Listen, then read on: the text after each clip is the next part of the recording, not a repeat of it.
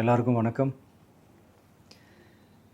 இந்திய அரசியல் சாசனம் நம்ம தமிழ்நாட்டில் இருக்கிற எல்லாருக்குமே கொடுத்துருக்கிற உரிமையில் ரொம்ப ரொம்ப முக்கியமானது ஓட்டிங் ரைட், வாக்குரிமை. ஒரு மனுஷன் உயிரோடு இருக்கான்றதுக்கு அடையாளமாக இருக்கிறதுல அவனோட ஓட்டுரிமை ரொம்ப முக்கியம். அதனால தான் voting is not only our right but also our life. ஒரு முக்கியமான விஷயத்தை பற்றி இப்போ நான் உங்ககிட்ட ஷேர் பண்ண போகிறேன். இது நான் ஃபஸ்ட்டு கேள்விப்பட்ட உடனே எனக்கே ரொம்ப ஷாக்கிங்காக தான் இருந்தது. இப்போ நான் பேசிகிட்டு இருக்கிற இந்த நேரத்தில் தமிழ்நாட்டில் இருக்கிற நம்ம யாருக்குமே ஓட்டு போடுற உரிமையே இல்லைன்னு சொன்னால் நம்புவீங்களா?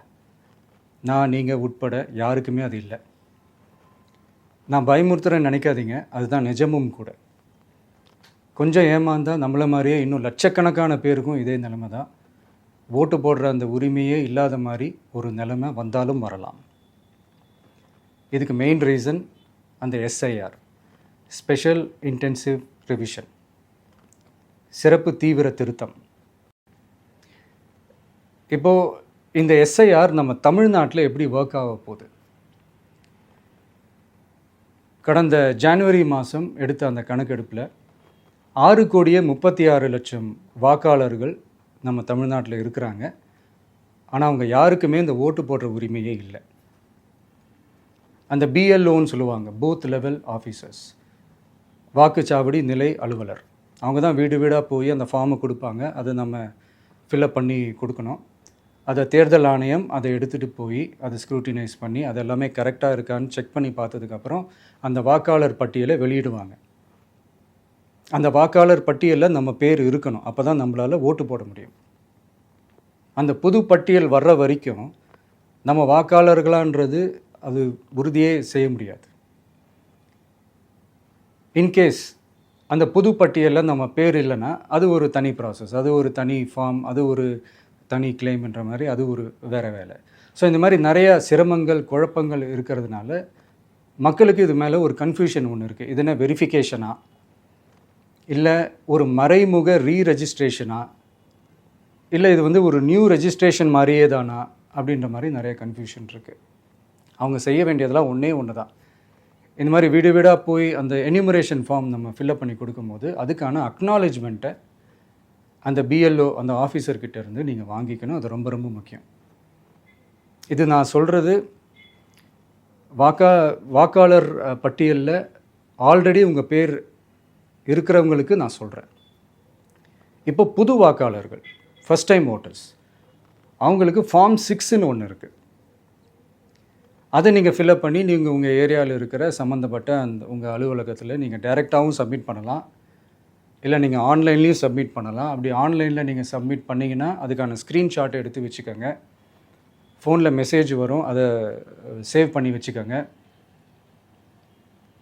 அப்ராடில் இருக்கிறவங்க கூட அந்த எஸ்ஐஆர் ஃபார்மை டவுன்லோட் பண்ணி நீங்கள் அதை ஃபில்அப் பண்ணி சப்மிட் பண்ணலாம். அதுக்கான அக்னாலேஜ்மெண்ட்டை வாங்கி வச்சுக்கோங்க. ரொம்ப முக்கியமாக உங்களோட பிஎல்ஓ அந்த ஆஃபீஸர் யாருன்னு தெரிஞ்சு வச்சுக்கோங்க.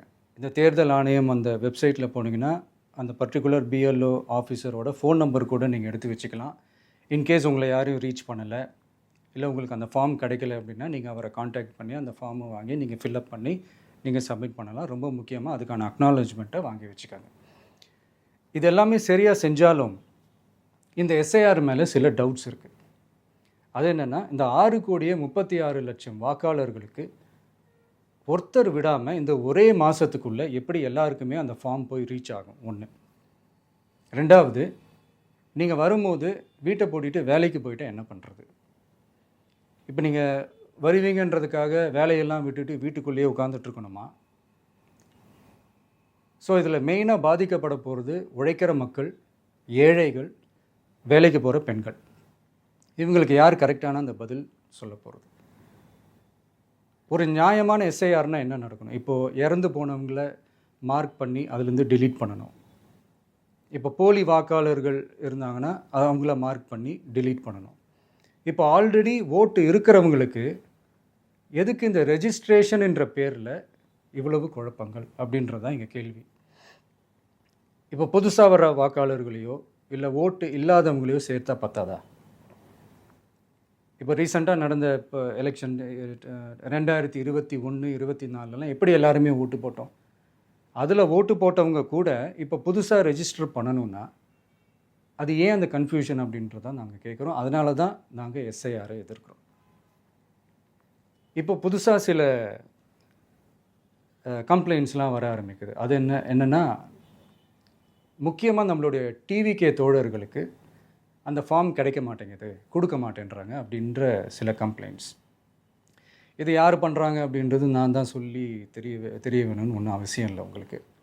இப்போ இருக்கிற ஆட்சியாளர்கள் அவங்களுக்கு கைப்பாவையாக இருக்கக்கூடிய சில பேர் வந்து இதை செய்ய ஸ்டார்ட் பண்ணியிருக்கிறாங்க. அதனால் மை டியர் வர்ச்சுவல் வாரியர்ஸ், இதை வந்து சாதாரணமாக எடுத்துக்காதீங்க. இது எல்லாருக்குமே அந்த ஃபார்ம் போய் ரீச் ஆகணும். இதில் ரொம்ப உறுதியாக இருங்க. அதையும் மீறி உங்களுக்கு அந்த ஃபார்ம் கிடைக்கலன்னா இருக்கவே இருக்கும் ஆன்லைன். தேர்தல் ஆணையம் அந்த வெப்சைட்டில் போய் அந்த ஃபார்மை டவுன்லோட் பண்ணி நீங்கள் ஃபில்அப் பண்ணி சப்மிட் பண்ணலாம். உங்கள் வீட்டில் இருக்கிறவங்களுக்கு நீங்கள் செஞ்சு கொடுங்க, பக்கத்து வீட்டில் இருக்கிறவங்களுக்கு செஞ்சு கொடுங்க, தெரிஞ்சவங்களுக்கு, தெரியாதவங்களுக்கு, பழகினவங்களுக்கு, பழகாதவங்களுக்கு எல்லாருக்குமே நீங்கள் தயவு செஞ்சு கொடுங்க. அண்ட் ரொம்ப முக்கியமாக நம்ம ஜென்சி கிட்ஸ், நம்ம ஃபஸ்ட் டைம் ஓட்டர்ஸ், நம்ம புது வாக்காளர்கள், நம்ம நண்பா நண்பிகள், அவங்க ரொம்ப கேர்ஃபுல்லாக இருக்கணும். நான் ஆல்ரெடி சொன்ன மாதிரி உங்களுக்கான ஃபார்ம், அந்த ஃபார்ம் நம்பர் 6, அதை கரெக்டான டீட்டெயில்ஸோட கரெக்டான உங்கள் டாக்குமெண்ட்ஸை வச்சு அதை சப்மிட் பண்ணுங்கள். ஏன்னா வரப்போகிற தேர்தலில் நீங்கள் தான், அந்த ஜென்சி வாக்காளர்கள் தான் மிக முக்கியமான ஒரு ஃபோர்ஸ் அப்படின்றது எல்லாருக்குமே தெரிஞ்ச ஒரு விஷயம். அதனால் உங்களை டிஸ்டர்ப் பண்ணுறதுக்கு, உங்கள் பேரை அதில் இன்க்ளூட் பண்ணாமல் செய்கிறதுக்கு என்னென்ன வேலைகள் செய்யணுமோ, என்னென்ன தில்லுமுள்ளு வேலைகள் செய்யணுமோ எல்லாமே அவங்க செய்வாங்க. இது நமக்கு எல்லா திசையிலையும் எல்லா பிரச்சனைகள் கொடுத்துட்டு தானே இருக்கிறாங்க. அது டிஃபால்ட்டாக நடந்துட்டு தான் இருக்கும், அது ஒன்றும் பண்ண முடியாது. ஸோ அந்த மாதிரி ஓட்டு போடுற விஷயத்துலேயும் அவங்க என்ன மாறவா போகிறாங்க?